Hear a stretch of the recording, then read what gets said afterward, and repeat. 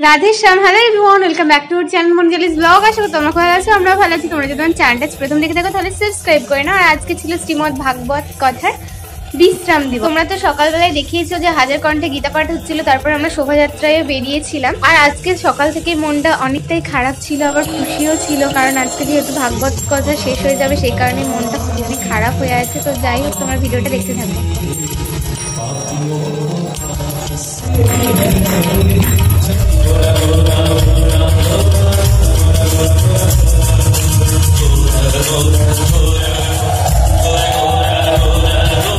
वेद लक्षणा गोमतार शेष विशेष कृपा श्रीमद् भागवत सप्ताह प्रेम भक्ति आज विश्राम दिवस।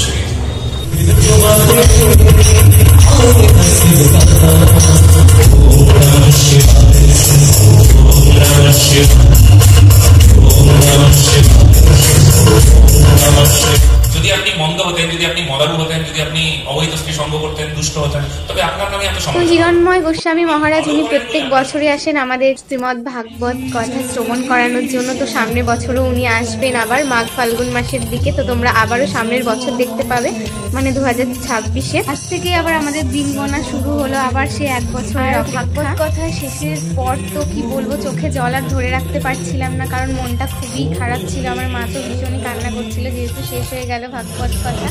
তো যাই হোক, ভিডিওটা ছিল এই পর্যন্তই। তো চলো আবার এবার আমি রামলালার গানে নৃত্য করলাম। আর ভিডিওটা ছিল এই পর্যন্ত। লাইক কমেন্ট শেয়ার, চ্যানেলটাকে অবশ্যই সাবস্ক্রাইব করে রাধে রাধে।